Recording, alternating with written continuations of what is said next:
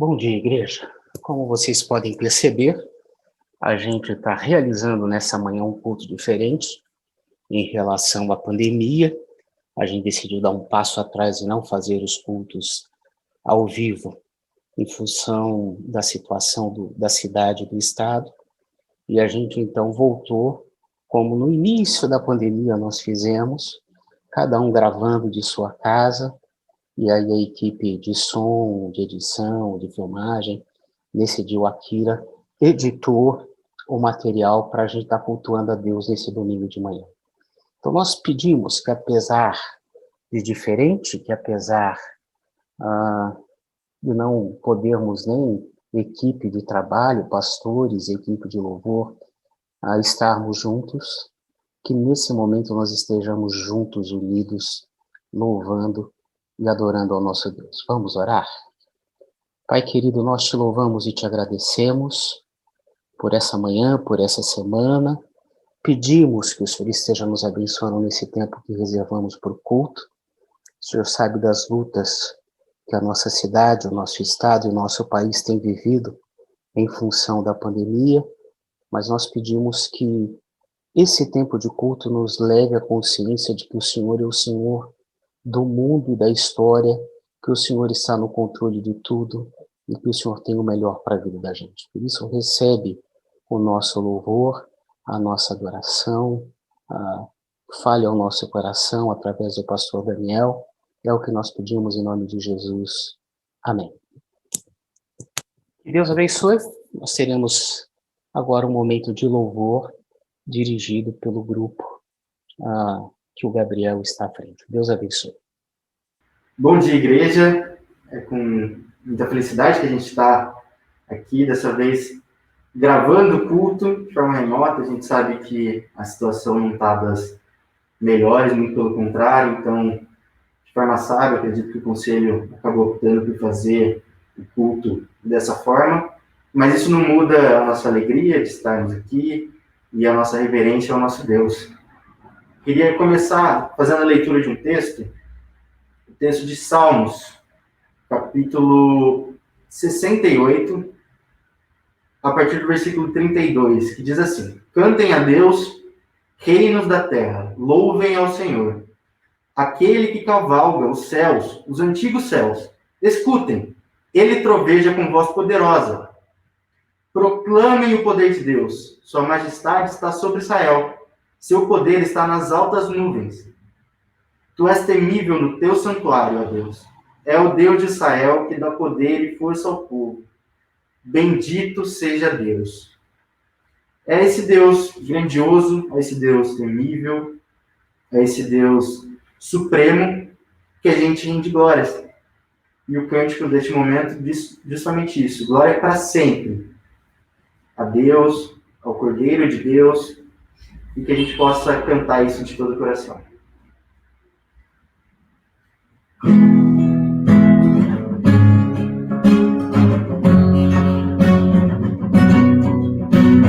Glória para sempre ao Cordeiro de Deus, a Jesus o Senhor, ao Leão de Judá, a raiz de Davi, que venceu e o livro abrirá. O céu, a terra e o mar, e tudo que neles há, o adorarão e confessarão: Jesus Cristo é o Senhor. Ele é o Senhor. Ele é o Senhor. Ressurreto dentre os mortos, Ele é o Senhor. Todo joelho se dobrará, toda língua confessará que Jesus Cristo é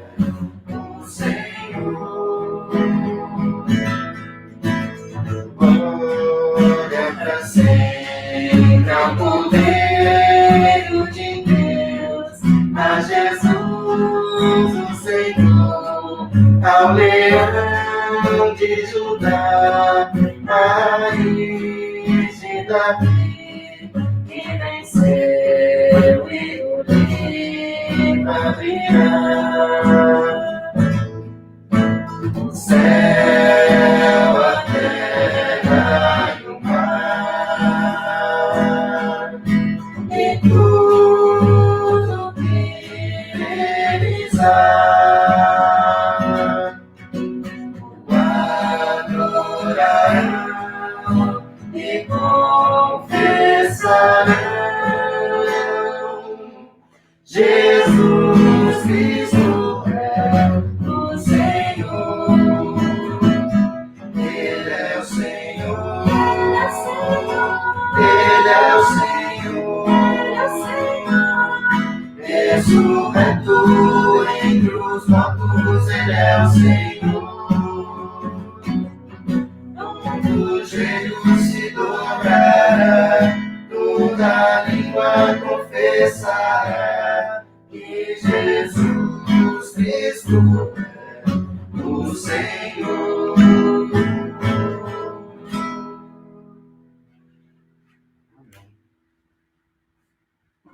Esse Deus merecedor de toda a glória, de toda a honra, Ele também é um Deus que Ele nos protege e cuida da gente a todo instante.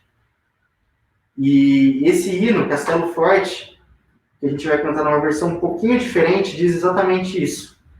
Que Ele é o nosso castelo forte, o nosso refúgio, a nossa fortaleza. E como é bom a gente desfrutar disso.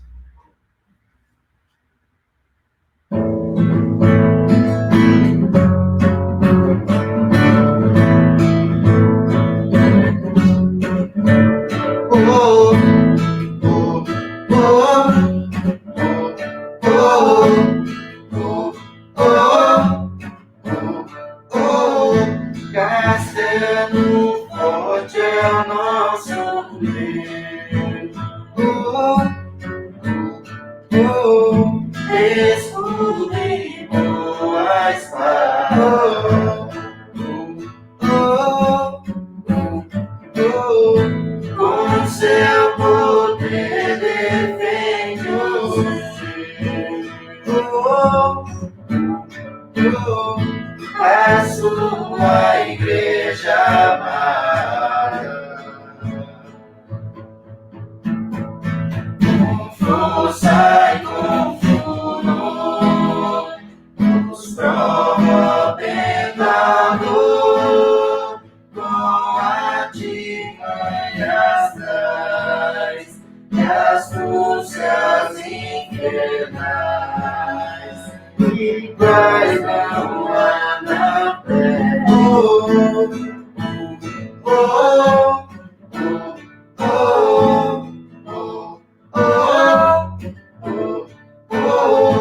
A nossa força na dor,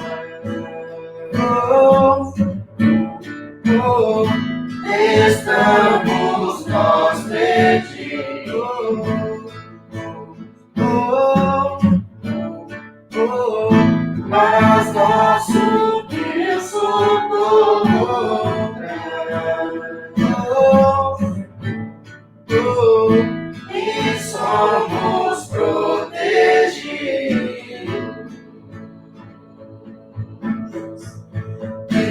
Defende-nos, Jesus, que venceu na cruz, Senhor dos altos céus, e sendo o próprio Deus, triunfa na batalha.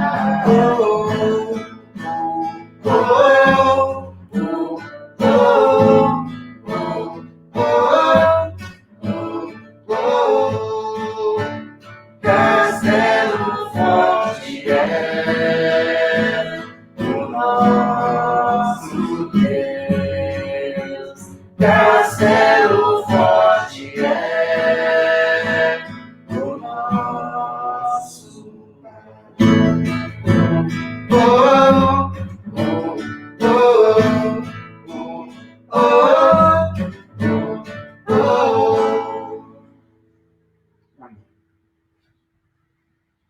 Mateus 11, versículo 28 diz: venham a mim todos os que estão cansados e sobrecarregados, e eu lhes darei descanso. Tomem sobre vocês o meu jugo e aprendam de mim, pois eu sou manso e humilde de coração. E vocês encontrarão descanso para suas almas, pois o meu jugo é suave e o meu fardo é leve. Como é bom a gente poder servir a um Deus que nos oferece descanso. E nesse momento, quando a gente passa aí por diversas dificuldades, a situação do mundo, mas do Brasil, com relação ao Covid, tantas dúvidas, tantas preocupações, e isso vai sobrecarregando a gente, vai nos enchendo de angústia, vai nos enchendo de desesperança. E nesse momento a gente fica realmente cansado, a gente fica entristecido. E Deus nos dá o convite, nos faz o convite. Entreguem diante de mim tudo isso. Coloquem isso, deixem essa preocupação toda comigo. Eu sou Deus. Eu sou o teu Deus. E pode deixar isso comigo. Se preocupem em descansar em mim. E eu queria que a gente tivesse um momento em silêncio, onde a gente pudesse, de fato, refletir a respeito desse texto e conversar com Deus, entregando diante dele todas as nossas angústias, as nossas preocupações, os nossos pecados, confiantes de que ele é fiel e justo para nos purificar e que ele também tira de nós todo o jugo e todo o peso. Oremos.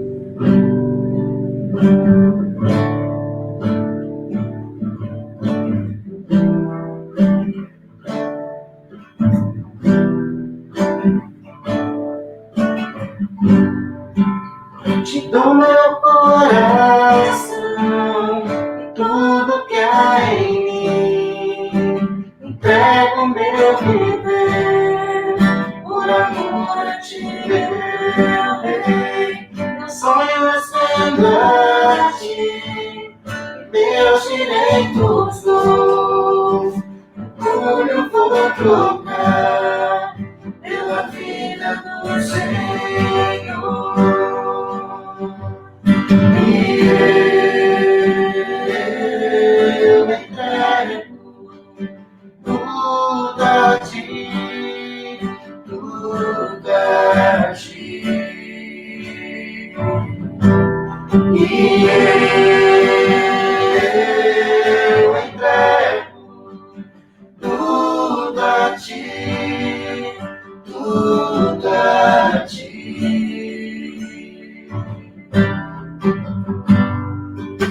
Canta essa canção, entrega-te, Jesus, que o mundo dá. Eu deixo aos pés da cruz, conhecer a ti, em nome da louvor, sentir tua alegria, partilhando tua dor. E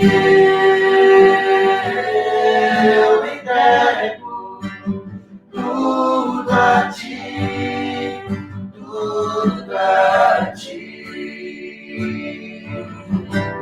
E eu entrego tudo a ti, tudo a ti.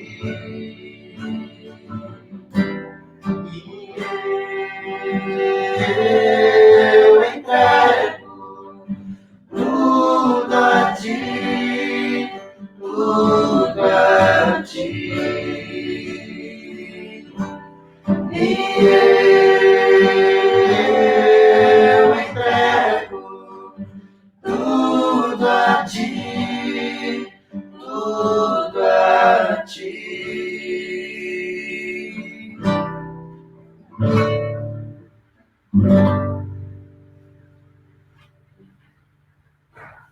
Pai querido, que de fato esse seja o desejo do nosso coração, Pai. Nos entregar por completo diante de Ti. Tudo, tudo seja entregue a Ti, Pai. Aquilo que temos de bom, aquilo que recebemos de Ti, mas sabemos que não é nosso, mas também as preocupações, as tristezas, os nossos pecados, as nossas fraquezas. Que o Senhor nos ajude, Pai, a entregar isso a Ti e realmente descansar em Ti, ciente, Pai, de que o Senhor esquece as coisas, de que o Senhor cuida da gente, de que o Senhor está no controle de tudo, Pai. É o que eu te peço em nome de Jesus, que eu oro e agradeço. Amém. Próximo texto, em 2 Coríntios, capítulo 5, a partir do versículo 14, diz o seguinte: pois o amor de Cristo nos constrange, porque estamos convencidos de que um morreu por todos. Logo, todos morreram. E ele morreu por todos, para que aqueles que vivem já não vivam mais para si mesmos, mas para aquele que por eles morreu e ressuscitou. De modo que de agora em diante, a ninguém mais consideramos do ponto de vista humano. Como é bom saber que, por amor, Deus entregou seu Filho. Jesus veio à Terra por amor a cada um de nós. Isso nos traz uma felicidade e uma responsabilidade também na nossa dia a dia, a forma como vivemos. E o cântico que cantaremos agora diz justamente a respeito desse Filho de Deus, que desceu, que nos amou, que se entregou, mas que, acima de tudo, é Filho de Deus, Cordeiro de Deus, e é Deus. Vamos cantar esse cântico.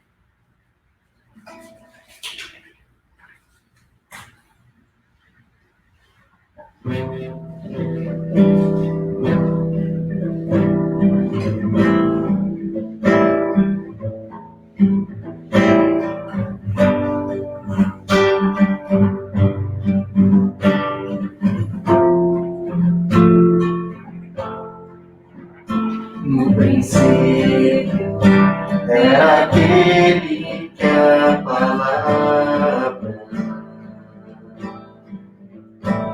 estava com Deus e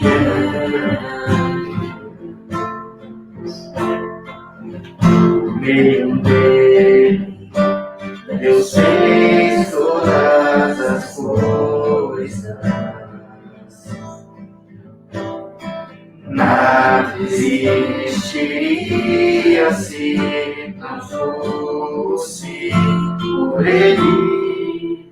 Ele é a luz que brilha na escuridão.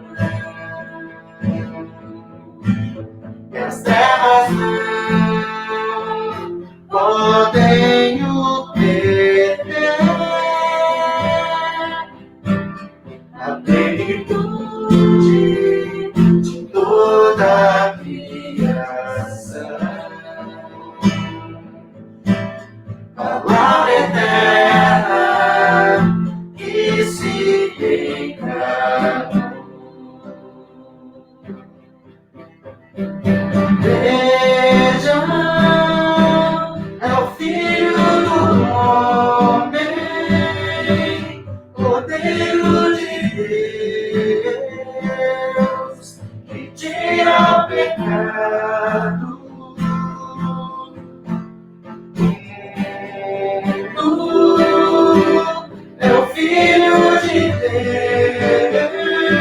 Deus, vestido de glória, graça e verdade. Ele é a luz.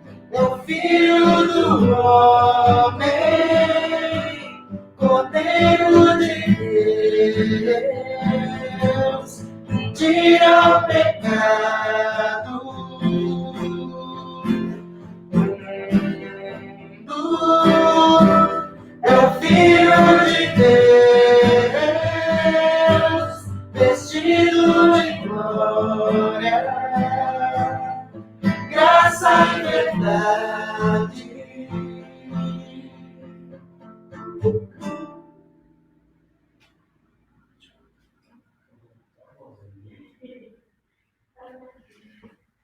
O último cântico, já preparando o momento da mensagem, fala que esse mesmo Jesus, Cordeiro de Deus, que se entregou, que veio ao mundo, que nos ama, ele também se apresenta como amigo. E como é bom a gente desfrutar dessa amizade, dizer que a gente encontrou e que a gente conhece Jesus Cristo, nosso amigo, em quem a gente pode confiar.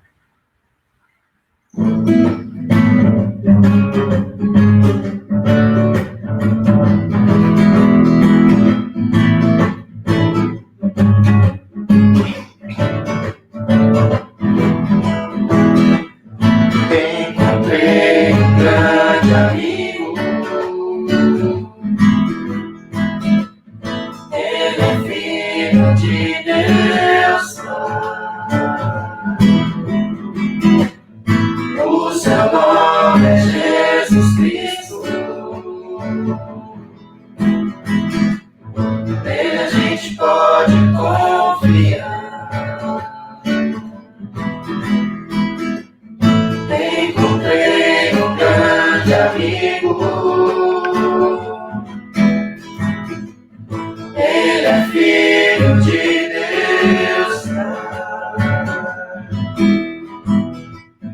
o seu nome é Jesus Cristo,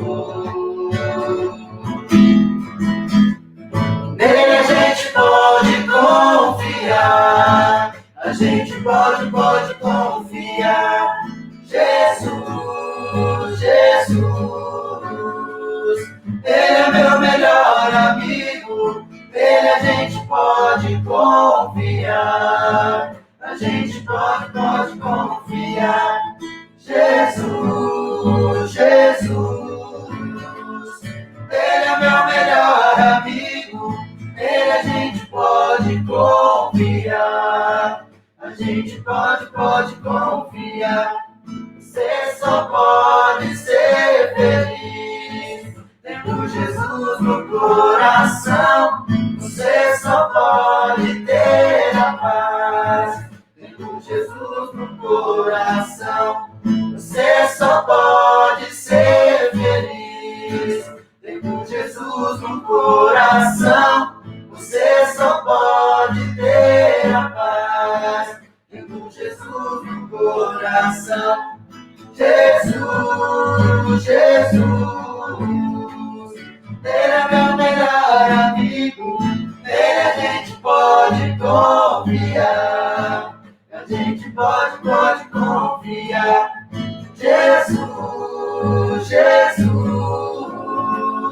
ele é meu melhor amigo, nele a gente pode confiar, a gente pode confiar. Querido, muito obrigado por ter enviado teu filho, Pai, por Jesus ser nosso amigo, mesmo sendo Deus, mesmo sendo teu filho, mesmo sendo poderoso, destituiu-se de toda a sua glória, Pai, e se entregou no nosso lugar, pelas nossas vidas. Que a gente possa sempre ter isso em mente, essa consciência, Pai, que isso possa conduzir as nossas atitudes, as nossas vidas. É o que eu te peço em nome de Jesus. Amém. Após esse tempo de louvor e adoração, vamos interceder pelas nossas crianças, pelo nosso município, pelo nosso estado, pelo nosso país, e pedir para que Deus nos fale através daquilo que Ele colocou no coração do pastor Daniel. Vamos orar? Pai querido, nós nos reunimos mais uma vez em culto, em louvor, em adoração ao Senhor, e pedimos que de maneira toda especial, Pai, o Senhor esteja abençoando as crianças da nossa igreja, dando consciência, dando paz, dando sabedoria aos pais e aos cuidadores, para que nesse momento de pandemia eles possam educá-los na sabedoria e no temor do Senhor.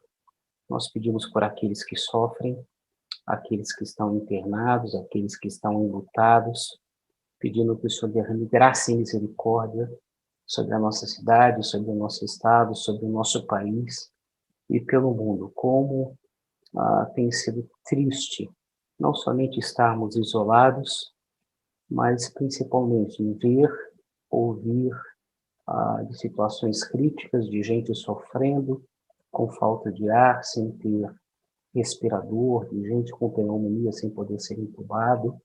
Por isso, Deus, tenha misericórdia do teu povo, tenha misericórdia do mundo, da humanidade criada pelo Senhor, e faz algo de novo, muda essa circunstância, em nome de Jesus. Nós pedimos que o Senhor abençoe rica e poderosamente o pastor Daniel, e nos trará a mensagem nesse momento, derramando sobre nós da tua graça, da tua misericórdia e da tua bênção. Nós oramos em nome de Jesus. Amém. Bom dia, igreja. Nós estamos aqui juntos virtualmente, né? Para nós louvarmos a Deus. Nós já cantamos algumas canções, fizemos algumas orações, leituras do texto bíblico, e nós acreditamos que o Senhor está conosco, apesar da situação e do formato de culto que a gente está vivendo. O pastor Jonatas, ele já trouxe o aviso e o comunicado que nós decidimos retroceder um pouco mais em não fazer as transmissões ao vivo. Então essa transmissão está sendo gravada.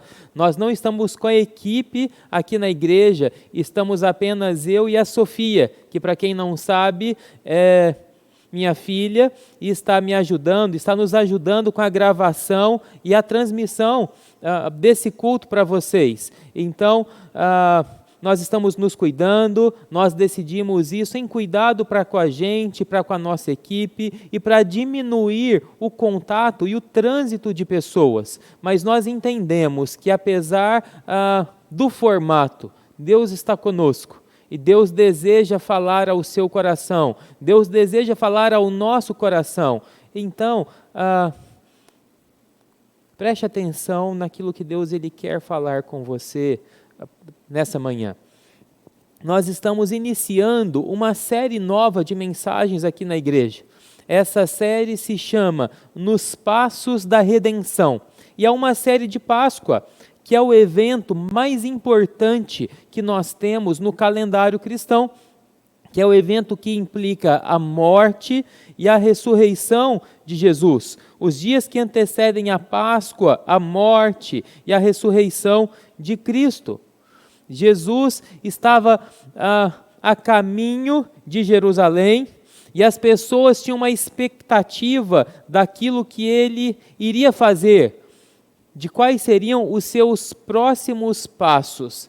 E nesse conjunto de texto dos evangelhos, seja em Mateus, Marcos, Lucas e João, são textos emocionantes, narrativas surpreendentes, cenas, diálogos, encontro de Jesus com algumas pessoas que têm as suas vidas extremamente marcadas, abençoadas e até mesmo transformadas ao se deparar, ao se encontrar e a trilhar esses passos de redenção com o nosso Senhor. E essa é a proposta dessa série, de nós estudarmos, refletirmos juntos o encontro de Jesus com alguns personagens nesse caminhar para a sua morte e para a sua ressurreição. Encontros com pessoas que tiveram as suas vidas transformadas pela pessoa de Jesus. O contexto disso tudo é a proximidade da Páscoa dos judeus, ocasião que os peregrinos iam até Jerusalém para as festividades da Páscoa, e existia por isso uma expectativa sobre quais seriam os próximos passos de Jesus, o que ele iria fazer, o que iria acontecer com ele. E o texto de hoje, a história de hoje, nós refletiremos sobre o que de fato significa ser um cristão. Porque ser um cristão é mais do que concordar com verdades e com doutrinas que nós temos no cristianismo. Mas ser um cristão é mais do que isso, porque ser um cristão significa nós compreendermos, sim, os ensinamentos e as doutrinas, mas ser um cristão implica em seguirmos com toda a nossa força, com todo o nosso entendimento, com toda a nossa mente, com todo o nosso amor, com tudo aquilo que nós temos, esse Jesus. A primeira vez que a gente vê a expressão cristão no Novo Testamento está em Atos, capítulo 11, versículo 26, quando o texto diz o seguinte, que em Antioquia, os discípulos de Jesus foram pela primeira vez chamados cristãos. E essa palavrinha cristãos aqui significa miniatura de Cristo, mini-cristos. Por quê? Porque as pessoas enxergavam nos discípulos de Antioquia Jesus. Sabe quando você convive muito com uma pessoa e você pega os trejeitos daquela pessoa, algumas expressões que aquela pessoa está acostumada a dizer, algumas ideias que aquela pessoa tem, que você assimila para si, o jeito de andar, o jeito de falar, o jeito de lidar com algumas situações. Isso foi o que aconteceu com aqueles discípulos de Cristo em Antioquia, a ponto das pessoas de fora da igreja, de fora da comunidade cristã, olharem para eles e falarem assim, como eles parecem com Jesus? Como o jeito que eles falam é semelhante ao jeito que Jesus falava? Como os princípios que eles defendem e a maneira a qual eles vivem é muito semelhante com a maneira a qual Jesus falava e vivia? E por isso eles foram chamados cristãos.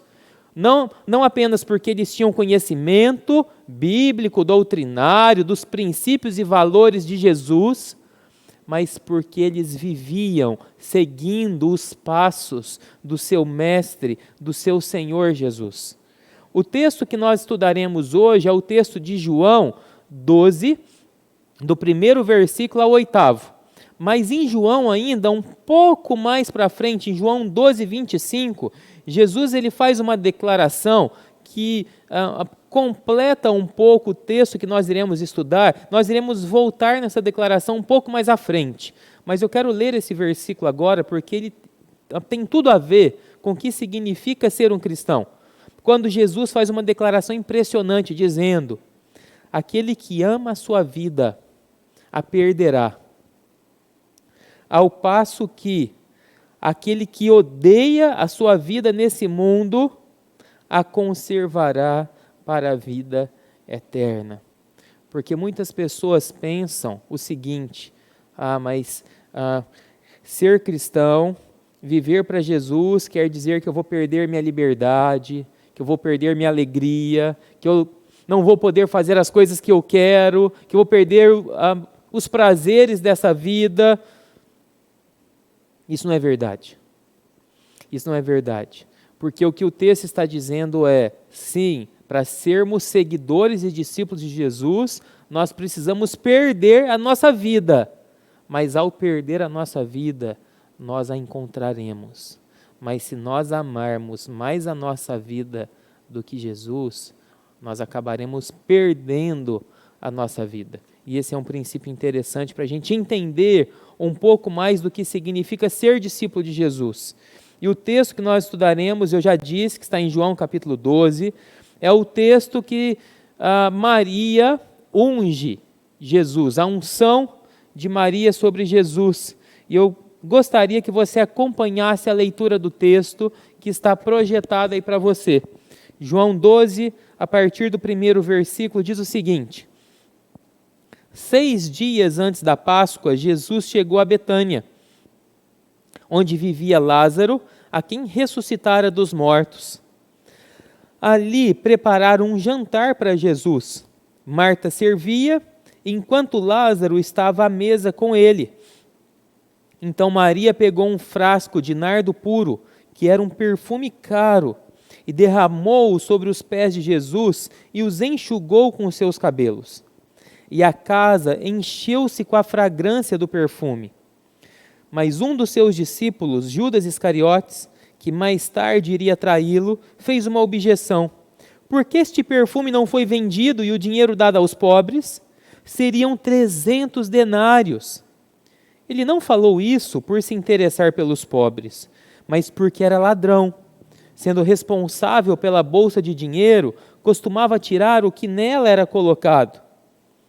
Então respondeu Jesus: deixe-a em paz, Judas, que o guarde para o dia do meu sepultamento, pois os pobres vocês sempre terão consigo, mas a mim vocês nem sempre terão. Qual é o contexto dessa situação aqui que a gente está vivendo? Nós já vimos que eles estão a 6 dias da Páscoa. Jesus chega em Betânia.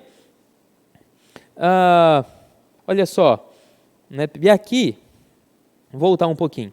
Aqui inicia o caminho explícito de Jesus para a crucificação.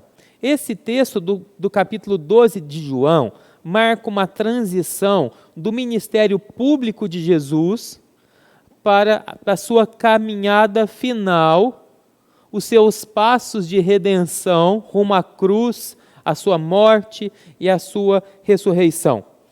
Em João capítulo 11, dos versículos 38 a 43, Jesus ressuscita Lázaro. Lázaro era um grande amigo de Jesus, tanto Lázaro quanto as suas irmãs, Maria e Marta. Nós conhecemos outros acontecimentos nos evangelhos que remetem a essa proximidade e amizade que Jesus tinha com essa família. Lá em Lucas capítulo 10, Jesus vai à casa deles para ter uma refeição com eles, ter um tempo com eles, o qual Marta, como aqui, prepara toda aquela refeição e Maria se assenta aos pés de Jesus. É um texto muito conhecido, muito clássico, que fala a respeito do relacionamento deles com Cristo. E naquela ocasião, Lázaro havia morrido. E já no 4º dia, após a morte de Lázaro, ele já estava sepultado. Jesus aparece. Jesus, ele sofre com aquela família. E Jesus, ele tem um encontro especial, tanto com Marta quanto Maria, reforçando o seu poder sobre a morte, reforçando seu poder sobre a morte, dizendo que ele iria ressuscitar Lázaro. E também Jesus, ele chora ao lado de Maria, diante do luto e da dor que aquela mulher estava vivendo. Jesus então vai ao sepulcro, manda com que os guardas e as pessoas que estão presentes retirassem a pedra do sepulcro e chama Lázaro à vida. Aquilo foi impressionante, porque nem Marta acreditava que aquilo poderia acontecer. Mas Jesus chama Lázaro à vida e Lázaro sai do sepulcro após o 4º dia. Isso quer dizer que se é o 4º dia, era porque aos olhos de todos ele estava realmente morto. Nos 3 primeiros dias poderia acontecer dele não estar morto, ele estar doente, ficou mal e ele ficou desacordado, depois voltar à vida. Mas para o judeu, se chega no 4º dia é porque a pessoa de fato está morta. E Jesus então chama Lázaro, e Lázaro sai vivo do sepulcro, regozijando e celebrando a vida com o nosso Senhor. Mas o que acontece nisso é o seguinte: nesse episódio, logo após Lázaro ser ressuscitado por Jesus, os religiosos, os mestres da lei e as autoridades decidem enfaticamente tirar a vida de Jesus. Nós não podemos, eles pensavam, nós não podemos deixar esse homem vivo. Nós precisamos crucificá-lo, nós precisamos matá-lo. Então, quando Jesus, ele ressuscita Lázaro, ele faz Lázaro viver, ele assina o seu próprio decreto de morte ali. Então, para que Lázaro vivesse, Jesus precisava morrer. Isso é o que aconteceu com a gente, isso é o que acontece conosco. Para nós vivermos, para nós termos vida, um homem que é Jesus precisou morrer. Então, por isso que esse texto ele é muito emblemático, porque ele faz essa transição do ministério de Jesus para a sua caminhada rumo à sua morte, à sua crucificação e, consequentemente, à sua ressurreição. Então, estamos a 6 dias da Páscoa Jesus chegando em Betânia, se eu não me engano, Marcos diz que na casa de Simeão. Não temos muitas informações sobre quem era Simeão. Alguns estudiosos acreditam que era parente de Lázaro, Maria e Marta, mas nós não sabemos. E ali eles fazem um jantar, possivelmente em homenagem a Jesus, né, por aquilo que Jesus havia feito na vida de Lázaro, e eles foram celebrar com um jantar. Marta foi preparar o jantar, enquanto Jesus estava à mesa com Lázaro. Enquanto Jesus está à mesa com Lázaro, como é costume de Marta, como no texto de Lucas 10, preparar o jantar, Maria chega para ficar aos pés de Jesus, como em Lucas 10 também. Mas aqui, diferente do texto de Lucas, ela faz algo surpreendente, que chocou, se não todas, quase todas as pessoas que estavam ali ao redor deles, porque Maria derrama um perfume muito caro, de muito valor, sobre os pés de Jesus e os enxuga com o seu próprio cabelo.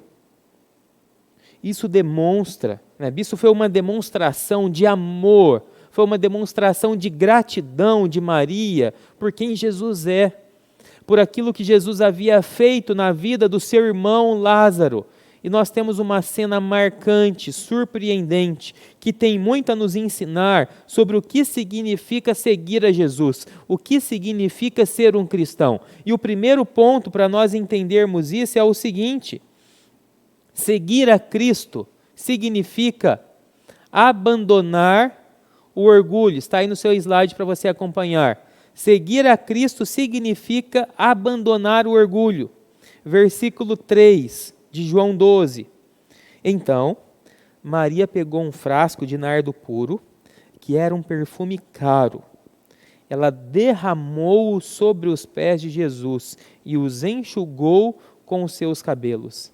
E a casa encheu-se com a fragrância daquele perfume. E esse ponto, ele é um ponto importantíssimo para nós entendermos isso. Primeiro, porque Maria está lavando os pés de Jesus com aquele perfume. E o ato de lavar os pés de alguém era um ato muito desonroso. Apenas escravos, e olhe lá, faziam isso, serviçais. Ali Maria, ela está se humilhando aos pés de Jesus ao lavar os seus pés com aquele óleo. Jesus faz isso com os discípulos também, de lavar os pés dos seus discípulos, em simbolismo de serviço, de humildade de Cristo. E aqui Maria está também lavando os pés de Jesus como um testemunho de humildade e de servidão.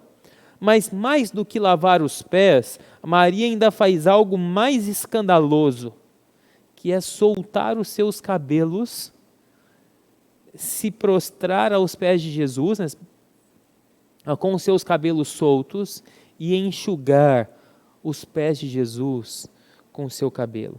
E para uma mulher soltar os cabelos na cultura oriental daquela época, hoje muitas culturas orientais, árabes, muçulmanos, eles têm essa cultura que é desonroso para a mulher expor o cabelo, semelhante ao que acontecia naquela época.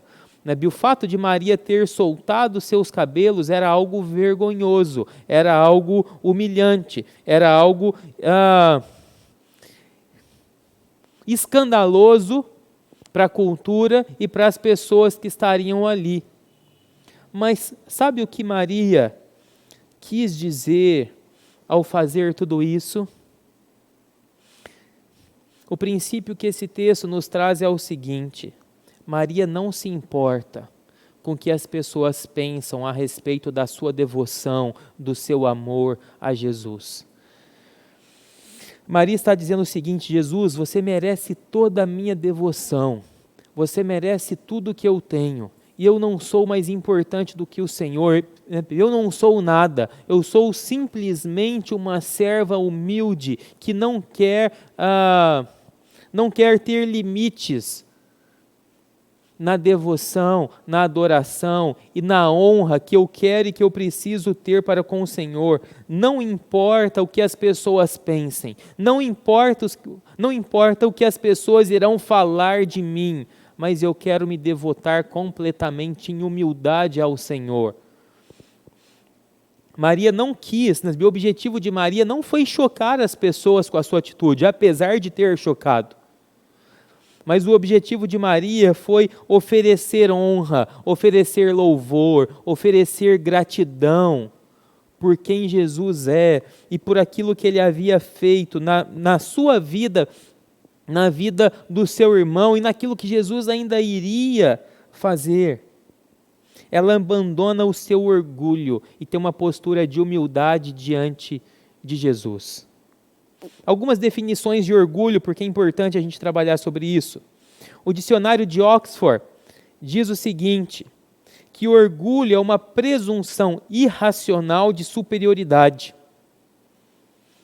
Quando a pessoa se acha superior a outros, uma opinião arrogante das qualidades de si mesmo.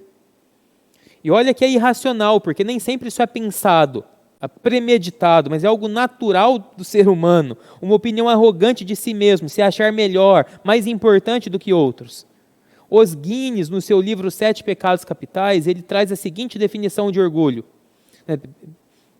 Na verdade, ele traz alguns sinônimos para o orgulho para nos ajudar a entender o que significa. Presunção, arrogância, egoísmo, vaidade, soberba e egocentrismo. E uma outra definição, uma última, que C.S. Lewis traz no Cristianismo Puro e Simples, ele diz o seguinte, que o orgulho é um pecado que todos detestam nos outros. Nós odiamos pessoas orgulhosas, arrogantes, nós não gostamos de quem é orgulhoso e do qual quase ninguém tem a consciência que comete. É o tipo de pecado que a gente odeia quando o outro pratica contra a gente. Mas é o tipo de pecado que dificilmente a gente se reconhece como. Dificilmente alguém se reconhece como orgulhoso. Talvez alguns podem se reconhecer como avarentos, como mentirosos, entre outros pecados, preguiçoso. Mas orgulhoso eu? Não. Fulano de tal mas eu não sou orgulhoso, muito pelo contrário, eu sou muito humilde, olha o que eu faço, olha como eu sou, olha o que eu penso. E o princípio do orgulho, vi uma frase que a gente poderia caracterizar para o orgulhoso eu mereço uma vida melhor do que a que eu tenho atualmente. Como se o mundo devesse algo a mim. Como se as pessoas estivessem em débito para comigo, como se o próprio Deus devesse algo a mim e na minha vida. Se você é alguém que cresceu na vida, tem um bom trabalho, você melhorou financeiramente, a sua condição financeira melhorou, mudou, você se sente alguém privilegiado, você tem estudo, dinheiro, trabalho, alcançou algum nível de sucesso. Você pode, lá no fundo, você pode se achar alguém especial. Eu sou alguém abençoado por Deus, eu sou alguém especial. Eu sou alguém especial porque alcançou tudo isso. E Deus me deu esse privilégio pelo fato de eu ser alguém especial. De eu ser alguém bom. Mas eu te diria que você precisa abandonar a ideia de que você merece a vida que tem. Porque eu e você, nós não merecemos a vida que nós temos. Isso é uma postura de orgulho, porque nós não somos nada e nós não merecemos nada. Tudo que nós temos é fruto da graça e da misericórdia do Senhor. Nós não somos tão especiais assim, nós somos pecadores, nós somos frágeis, nós somos limitados. Essa é uma postura que vai contra uma postura de humildade, mas uma postura de orgulho, de ser superior aos demais. Mas do outro lado da moeda, Existe aquela pessoa que talvez hoje vive alguma decepção. Perdeu o trabalho, perdeu o emprego, não conseguiu se desenvolver profissionalmente, talvez está solitário por algum motivo e se culpa por isso, né? Talvez está enfermo, né? Passando alguma dificuldade na vida. E a pergunta é, por que Deus permite que isso aconteça comigo? A vida é injusta, as pessoas são injustas para comigo, eu mereço mais. Eu mereço mais do que isso que eu tenho. A vida é injusta, as pessoas são injustas, Deus é injusto comigo, por que eu passo isso? E o problema é que isso vai fazer de mim e de você, se nós alimentarmos esse pensamento de que nós sempre merecemos algo que nós não temos, sempre merecemos uma vida que nós não temos, porque somos especiais, ou porque alguém se esqueceu de nós, isso vai alimentar em nós um coração amargo, duro, zangado. E o que Jesus, nesse texto, ele quer nos ensinar é, você quer ser um discípulo, você quer me seguir, você quer conhecer minha vontade para você, você precisa morrer para viver, abrir mão do nosso direito de felicidade, deixar o orgulho de lado e entender, meu irmão e minha irmã, que Deus não nos deve nada. Deus não te deve nada. Deus não me deve nada. E essa é a atitude de Maria, uma atitude de humildade, de quebrantamento, que entende que ela deve tudo a Deus, que ela deve servir a Deus, que Deus, no caso, é a pessoa especial e não nós, e não ela. E essa deve ser uma postura de um discípulo de Jesus. Seja hoje você vivendo um momento bom, positivo, que talvez você se enxergue como alguém especial, você não merece nada disso. E você não merece mais do que isso. Ou seja você alguém que hoje vive algum desencontro, alguma decepção, alguma dificuldade na vida, eu e você não merecemos mais também. Porque a nossa postura como um cristão, como um seguidor de Jesus, deve ser uma postura de humildade, de quebrantamento, de reconhecimento de que nós não merecemos nada. Nós sim devemos algo ao Senhor e não Ele deve algo para a gente. E quando nós entendemos que precisamos perder a nossa vida, isso vai nos fazer encontrar a nossa vida. Volto no texto que eu havia citado no início de João 12, 24 e 25, acompanhe aí comigo. Digo-lhes verdadeiramente que, se o grão de trigo não cair na terra e não morrer, continuará ele só. Mas se morrer, dará muito fruto. Aquele que ama a sua vida, a perderá. Ao passo que aquele que odeia a sua vida neste mundo, a conservará para a vida eterna. Esse é o caminho. Seguir a Cristo significa abandonar o orgulho. Mas seguir a Cristo significa dar a Ele tudo o que você tem. Dar a Ele tudo o que eu tenho. Versículo 4 e 5. Mas um dos seus discípulos, Judas Iscariotes, que mais tarde iria traí-lo, fez uma objeção. Por que este perfume não foi vendido e o dinheiro dado aos pobres? Seriam 300 denários. Você tem ideia do custo desse perfume?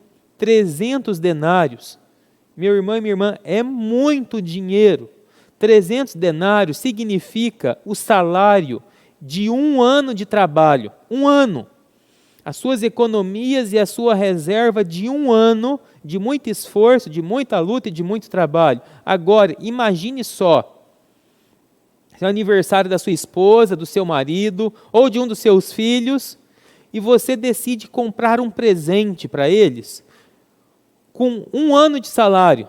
Faz as contas mais ou menos aí, imagine quanto que vai dar o valor desse presente. Seria algo extravagante, seria algo grande. Por isso, há de se entender um pouco a perplexidade que Judas ficou, porque não era qualquer valor, não era o valor de 1 mês apenas de salário, mas o valor de 12 meses de salário. Era extremamente extravagante, muito. E Judas, ao ver aquela cena, ele diz: você está exagerando, isso é fanatismo, isso é demais, você não deve se doar tanto assim. Você não deve dar tanto o seu tempo assim para Jesus, você não deve se sacrificar tanto assim por Jesus, você não deve dar tanto o seu dinheiro assim pela causa de Jesus, pelos necessitados. Isso é extravagante, isso é demais, isso é fanatismo. Mas o que Jesus, a maneira a qual Jesus reage aqui é impressionante, porque Jesus não fica perplexo como Judas ficou com a devoção de Maria. Porque Jesus sabia que à luz do seu sacrifício na cruz não existe nenhuma extravagância excessiva, porque o próprio ato de Jesus na cruz é o mais extravagante de todos. Por isso Jesus não repreende Maria, por isso Jesus não censura Maria diante da sua extravagância, do seu quebrantamento e do seu depositar tudo aquilo que ele tinha aos pés de Jesus. Nós não sabemos se Maria era rica ou não, ou se aquilo que Maria tinha eram as suas economias de vida. Mas o que ela fez foi depositar tudo aquilo que ela tinha aos pés de Jesus. E um ensinamento que nós precisamos trazer para nós é o seguinte: quando nós nos tornamos um seguidor, um discípulo de Jesus, nós precisamos aprender a contabilizar a vida e as coisas de maneira diferente. Acompanhe comigo uma parábola curta de apenas 2 versículos em Mateus capítulo 13, que diz o seguinte: o reino dos céus também é como um negociante que procura pérolas preciosas. Encontrando uma pérola de grande valor, ele foi, vendeu tudo o que tinha e a comprou. Olha que interessante. É um negociante que está em busca de uma pedra valorosa, de uma pérola valorosa. E quando esse negociante encontra essa pérola de grande valor, ele vende tudo que ele tinha para ele ter aquela pérola com ele. Ele desiste de tudo que ele possui, porque aquela pérola é o bem mais precioso que ele sempre quis. Ele abre mão do que ele tem com alegria, não por imposição, não forçado e não como um peso no seu coração, mas ele abre mão disso com alegria. E quando nós nos tornamos seguidores de Cristo, nós precisamos desenvolver uma nova atitude para com tudo aquilo que nós temos. Então, para sermos um seguidor de Jesus, nós precisamos entender o seguinte: que não existe nada na minha vida, não existe nada na sua vida a qual nós não precisamos estar dispostos a abrir mão por amor a Jesus.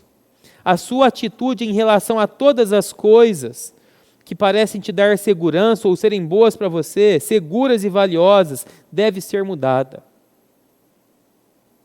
Seguir a Cristo pode custar-lhe um relacionamento. Um relacionamento que você entende que não pode e não deve continuar nele. Não estou falando aqui para pessoas casadas, mas estou falando aqui para um jovem, uma jovem que está em busca de alguém e entende que aquele relacionamento não é a vontade de Deus para você. E você vai precisar abrir mão desse relacionamento, porque você encontrou uma pérola muito mais preciosa que é Cristo. Entende? Seguir a Cristo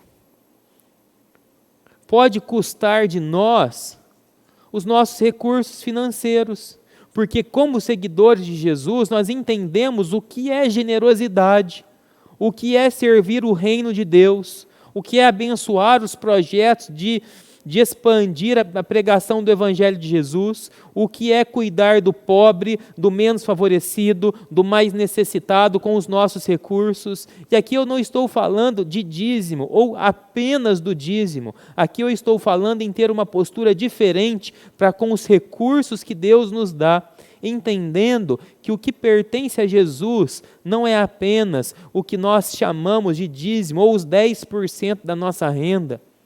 Assunto que no Novo Testamento nós não vemos Jesus falando sobre o dízimo, mas vemos Jesus falando de uma generosidade muito mais surpreendente, muito maior, de entendermos que não apenas 10% pertence a Jesus, mas que toda a nossa renda, tudo aquilo que a gente tem, pertence a Ele. Porque o nosso dinheiro não é mais o bem mais valoroso que a gente tem, mas a pérola de maior valor que nós temos é Jesus. Então, se nós precisarmos doar, ajudar, investir, abençoar, nós não faremos com peso, mas nós o faremos com alegria. Seguir a Jesus pode custar algum tipo de conforto ou algum tipo de segurança. Se eu não me engano, no ano de 2012 ou 2013, um jovem da nossa igreja estava se formando na Unicamp e ele havia conseguido uma vaga de estágio muito boa e muito promissora. E além de ter conseguido essa vaga de estágio, que possivelmente eles estavam trabalhando muito bem ali, e ele tinha grandes chances de ser efetivado, e ele iria se casar dentro de poucos meses. Num domingo após o culto, ele me chamou e disse o seguinte, falou: Daniel, eu estou pensando seriamente em abrir mão do meu emprego, em abrir mão do meu estágio. Eu falei: cara, o que houve? Você estava gostando muito desse trabalho, você tem grande chance de continuar ali, contratado nessa empresa, e você se casa daqui 2, 3 meses, o que aconteceu? E ele me disse o seguinte: olha, alguns princípios que os meus chefes, eles têm colocado para a minha função, eu não concordo, e eles não são compatíveis com a minha fé cristã. E por isso eu prefiro optar por abrir mão desse estágio do que abrir mão da minha fé e do meu amor por Jesus. Foi um jovem que decidiu abrir mão da sua segurança financeira e do seu próprio conforto por amor a Jesus. Não com peso, porque ele não estava com o coração pesaroso nem triste, mas estava aliviado em saber que estava fazendo a coisa certa, como um discípulo de Jesus, que entende que precisa não apenas dar um pouco, mas entende que precisa dar tudo aquilo que tem, porque nada mais tem valor, como aquela semente que para florescer, ela precisa cair na terra e primeiro morrer, para que depois ela floresça e dê muitos frutos. O Senhor Jesus quer você por inteiro, quer a mim por inteiro, Ele quer tudo aquilo que nós temos, e isso é ser um genuíno e verdadeiro seguidor de Cristo. Agora o último ponto, para a gente encerrar. Seguir a Cristo significa entender sua morte, entender o que Ele fez. Aqui Maria tem o seu coração transbordante de gratidão e de amor. Relembrem comigo do contexto. Lázaro havia morrido, Jesus aparece e Jesus ressuscita o irmão de Maria, Lázaro, e por isso Maria fica com um coração transbordante de gratidão e amor, e isso trouxe a transição, como eu já expliquei, da vida para a morte de Jesus, e a gente vai ver isso logo mais. Então talvez Maria ali não entendesse, não sabia ainda de fato que Jesus iria morrer, mas o texto estar nesse lugar, ele traz para a gente, ele é muito estratégico em estar aqui, de nos mostrar essa transição da vida que Lázaro teve, em detrimento da vida de Jesus, que precisaria morrer para que nós pudéssemos viver.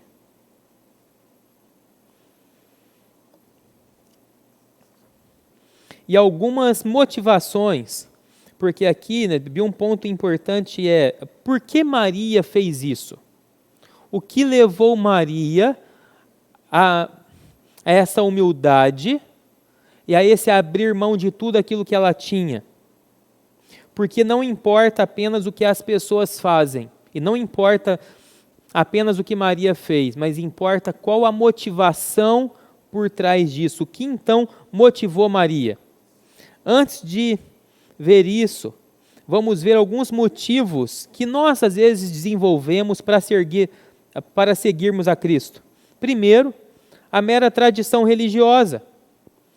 Fomos criados na igreja. Os nossos pais nos levaram na igreja desde pequeno, desde criança. Isso faz de nós cristãos, às vezes nominais, sem um comprometimento real com Cristo, mas porque sempre fomos acostumados a fazer isso, a gente fala que é cristão, a gente segue Jesus. Ou, outra motivação, pode ser de barganhar com Deus, tentar fazer um acordo com Deus. Eu quero participar do culto, eu quero orar, eu quero ler a Bíblia, porque eu quero que Deus me abençoe, porque eu quero uma vaga de emprego diferente, eu quero ser promovido, ou porque eu preciso de proteção de Jesus, ou porque eu preciso de uma ajuda para a minha família. Por isso, né, eu quero barganhar com Deus dessa maneira. Eu sigo a Jesus, eu obedeço a Jesus, eu participo de um culto, ou dou uma oferta para a igreja, porque eu quero que Deus me abençoe de alguma maneira. E outra motivação, talvez, seja pelo medo. Medo de acontecer alguma coisa ruim. Eu quero ser protegido, fechado por Jesus, então por isso eu quero segui-lo, eu quero fazer algo para Ele, eu quero cultuá-lo, eu tenho medo que algo ruim aconteça comigo. Só que são motivações que são ruins, que ela não faz de nós cristãos de verdade, muito pelo contrário, são motivações que nos desgastam, que nos oprimem, que nos cansam, e a gente já leu esse texto na liturgia que diz que o fardo de Jesus não é pesado, pelo contrário, o fardo de Jesus, ele é leve. E aqui, nós vemos Maria com a motivação correta, entendendo quem é aquele a quem ela está ungindo. Olha que interessante, logo mais nós teremos a entrada triunfal de Jesus.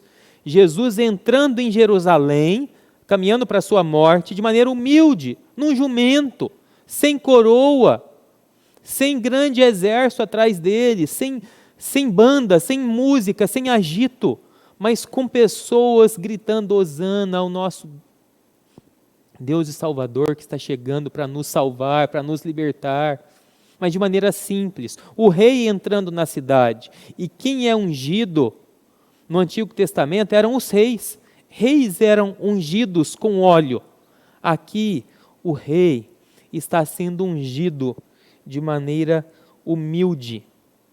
E logo ele vai entrar como rei ungido na cidade de Jerusalém, que é onde ele será morto.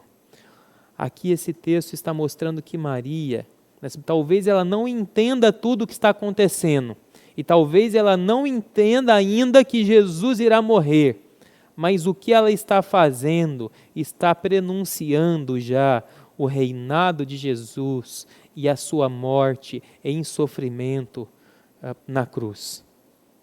E isso é o que motiva Maria, que é o de ser humilde, de entregar tudo aquilo que ela tem a Ele e de ser uma seguidora de Jesus. Versículo 7 de João 12. Respondeu Jesus: deixa em paz, que o guarde para o dia do meu sepultamento.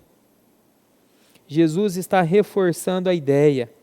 Olha, deixe que ela guarde o resto desse óleo, para que no dia do meu sepultamento, já mais uma vez prenunciando a sua morte, aquilo seja usado comigo.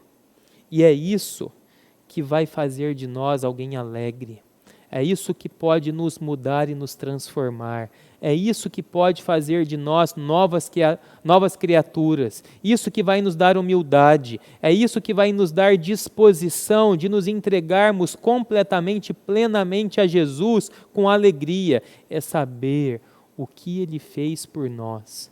É saber o que Ele fez por mim e saber o que Ele fez por você. Nenhuma outra motivação mesquinha, egoísta e orgulhosa, mas uma motivação de gratidão. E quando nós tivermos gratidão por saber que o Rei se fez humilde desde a sua unção para morrer por nós, para nos redimir, para nos salvar, isso vai nos dar alegria, meu irmão e minha irmã, de abrir mão da nossa vida por Ele, de obedecê-lo com amor, com alegria, com humildade, com quebrantamento, com satisfação, mesmo que isso nos custe algo. Isso vai quebrar nosso orgulho, isso vai nos fazer entender que nós não somos nada. Mas se nós não tivermos essa motivação correta, nós não conseguiremos seguir a Jesus da maneira a qual nós deveríamos seguir. Isso é o que vai nos capacitar. Judas critica Maria, dizendo que ela está desperdiçando algo muito importante, algo muito caro, porque Judas não entendia a generosidade do Evangelho. O texto de João diz que Judas diz que ele queria ajudar os pobres, mas na verdade é o único texto que nos mostra quem de fato Judas era. Além de ser um traidor, era um ladrão. Ele era quem cuidava do dinheiro dos discípulos, que administrava a bolsa do dinheiro, né, de Jesus e dos discípulos. E ele falou assim, esse dinheiro poderia ser dado aos pobres, joga na minha bolsa aqui. E ele pegava dinheiro daquela bolsa para seu uso próprio. Judas está criticando Maria de desperdício, porque ele não entendia a generosidade do Evangelho porque ele tinha interesse naquele dinheiro. E apenas Jesus defende Maria nessa história. Porque Jesus é aquele que não mediu generosidade para nos abençoar. Talvez se alguém fosse aconselhar Jesus, falaria o seguinte, como Pedro disse, Jesus, você está indo para Jerusalém, eles vão te matar, não vai para lá, não seja tão generoso assim, não se entregue por esse povo. Jesus não acolhe o conceito de Pedro, muito pelo contrário, o repreende, afasta-te de mim, Satanás. Porque Jesus decidiu ser generoso. Maria foi generosa com alguém que merecia generosidade.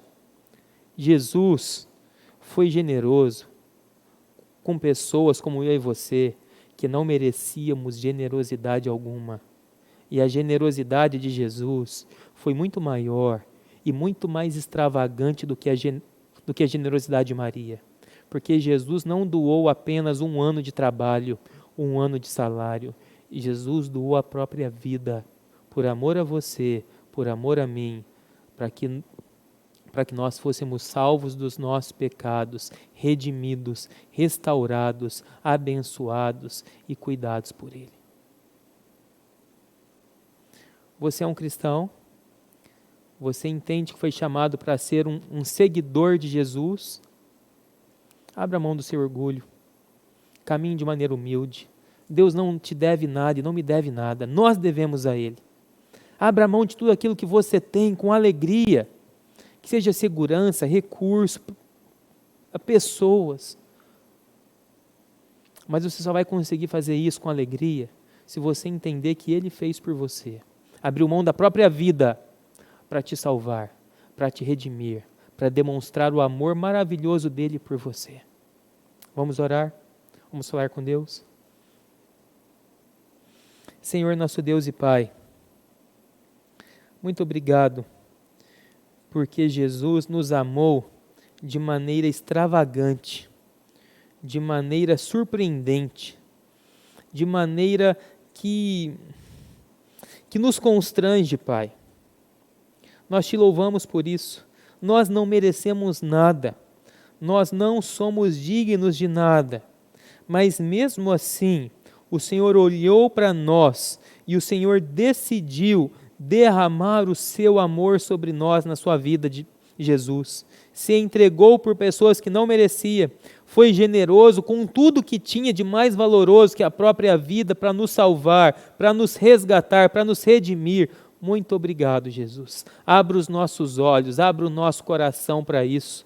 Pai, que aqueles que estão me ouvindo agora possam provar desse teu amor, que o teu Espírito Santo os constranja, que o teu Espírito Santo traga esse entendimento para que essas pessoas se rendam ao Senhor como Maria se rendeu, em gratidão, em humildade, doando tudo que tem, inclusive a própria vida ao Senhor. Nos ajude a sermos mais humildes e nos ajude a, com alegria, abrir mão de tudo aquilo que a gente tem, da nossa própria vida, em amor ao Senhor. Fortalece e abençoe a tua igreja e nos faz, Pai, discípulos fiéis do Senhor, que te ama e que te obedece com alegria. E para a glória do teu nome. Amém e amém. E agora, meu irmão e irmã, que a graça do nosso Senhor e Salvador Jesus Cristo, que o amor de Deus, o nosso Pai, e que as consolações eternas do Santo Espírito te acompanhe, nos acompanhe hoje e para todo sempre. Amém e amém. Que Deus te abençoe, que você tenha um ótimo domingo e uma semana abençoada em nome de Jesus. Após esse tempo precioso de culto, nós queremos dar as boas-vindas a todos aqueles que estão conosco, os irmãos queridos da igreja, aqueles que nos visitam. É um prazer tê-lo em nosso meio, em nosso culto. Que Deus esteja abençoando rica e poderosamente a sua vida e o seu coração. Espero que você aguarde até o término dos avisos, para que você possa conhecer um pouco mais da nossa igreja, da nossa comunidade. Se você teve alguma dúvida, ficou com dúvida do sermão pregado pelo pastor Daniel, entre em contato com ele. Aqui na mensagem tem o telefone dele, manda um zap ou ligue, e o pastor Daniel terá toda a alegria e prazer em poder te atender e te ajudar no esclarecimento da mensagem. Fique conectado, é a perspectiva da gente. As notícias da igreja estão no Facebook, no WhatsApp. A gente pede para que você sempre tire uma foto em frente à sua tela e envie para amigos, abençoando rica e poderosamente a vida dos seus amigos. O atendimento pastoral, o pastor Daniel já foi divulgado o telefone dele, o meu telefone, ou se você preferir ligar na secretaria e pedir para o Wagner agendar um horário com um de nós teremos toda a alegria e prazer em te atender. Nós queremos dar um recado exclusivo da igreja, ou para a igreja. Saiu no boletim maiores informações, mas o Conselho reunido na última terça-feira decidiu convocar a Assembleia Geral Extraordinária para o dia 15 de agosto, para a eleição de 3 presbíteros. Quem pode ser votado? Pessoas do sexo masculino, membros da igreja há mais de um ano em plena comunhão com a igreja. E aí a gente vai estar tratando sobre esse assunto, das características, das qualidades necessárias na vida desse candidato. E cada um vai poder fazer a sua indicação, a gente vai estar divulgando a forma como deverá ser feita. Será individual, mas a gente entende que para que a igreja tenha, de fato, a expressão de reconhecimento, cada candidato tenha pelo menos 3 indicações para que nós consideremos e possamos dar andamento à candidatura. Maiores informações está no boletim da igreja e a gente vai passando no decorrer dos cultos, dando maiores orientações para a vida da própria igreja. Nós queremos começar uma classe de princípios básicos para pessoas que estão querendo se tornar membros da igreja ou conhecer um pouco da grande história, da história de Deus para a humanidade. Aí o que nós pedimos? Mande um zap ou para mim ou para o pastor Daniel, para que a gente possa aqui escrever e depois das inscrições feitas, a gente gostaria então de discutir com a turma qual que seria o melhor dia e horário para que nós possamos ministrar esse tempo para vocês. Pequenos grupos acontece terça, quarta, segunda, terça, quarta, quinta e sexta. A gente só não tem grupo na quarta-feira. Todos eles funcionam entre 7h15 e 8 horas. Por que 7h15? O pequeno grupo de quinta-feira, o nosso pequeno grupo que eu lidero, nós tivemos uma experiência de fazer às 7h15 essa semana, e todo mundo do grupo falou assim, pastor, é melhor esse horário, então na quinta-feira a gente vai estar neste horário estudando o livro de Filipenses. Cada grupo tem o seu tema, se você tem interesse, ligue para o Wagner ou para um dos pastores e a gente vai passar essas informações para você. A gente acha importante fazer parte do pequeno grupo, porque é nele que a gente tem comunhão, se pastoreia, se cuida, elimina dúvidas. É muito importante você fazer parte de um pequeno grupo. Os adolescentes estão tendo aula de EBD todo domingo às 11 horas, juntamente com os adultos. Eu acho que o link, os professores, o Caio e o Gabriel Rosa, deve estar passando e a gente vai estar divulgando no grupo de WhatsApp da igreja. Os adultos estão estudando o SPRU, somos todos teólogos. A gente vai ter mais uma aula hoje às 11 horas também, não perca. Eu vou falar assim, pastor, mas eu não assisti nenhuma aula, não tem problema. São capítulos distintos, a gente começa e termina um assunto basicamente em cada capítulo. Então, se você perdeu, nada impede de você aprender um pouco mais sobre princípios relevantes da teologia reformada da nossa igreja. Contos do Barão, hoje às 15 horas. A turma tem tido histórias muito abençoadas e muito interessantes. Assista, divulgue para os seus filhos, sobrinhos, netos, vizinhos, seus amiguinhos de escola, para que todos possam ser abençoados através da turma do Barão. A diaconia continua fazendo o seu serviço de maneira muito eficiente, levando alimento, levando remédio, levando roupas aos necessitados, e você pode contribuir de duas formas, ou ligando para a igreja, agendando um horário para levar o que você tem para doação, ou ligar para a igreja dizendo eu não tenho como levar, e a junta diaconal vai estar se organizando para passar na tua casa e pegar, ou através da conta da igreja, que está aí na tela, onde você faz o depósito e a gente pede para que você comunique na secretaria dizendo eu fiz um depósito de tanto e eu gostaria que fosse direcionado para a junta diaconal da igreja, porque daí o dinheiro é destinado diretamente para a junta diaconal da igreja. Deus te abençoe, que você tenha uma boa e uma excelente semana. Esperamos que você contribua profundamente, de maneira muito efetiva, para a eliminação dessa pandemia. Eu estava conversando com a Simone, eu acordo de madrugada, costumo caminhar, e eu tenho visto que um grande número de pessoas não tem usado a máscara. Eu ouvi um infectologista nessa semana dizendo que se 80% da população usasse a máscara, nós diminuiríamos de maneira efetiva o número de contaminados. Então, por favor, não saia de casa. Se precisar sair, use a máscara, use constantemente o álcool gel, lavando as suas mãos, para que nós possamos eliminar esse vírus da nossa cidade. Deus o abençoe rica e poderosamente. Boa semana.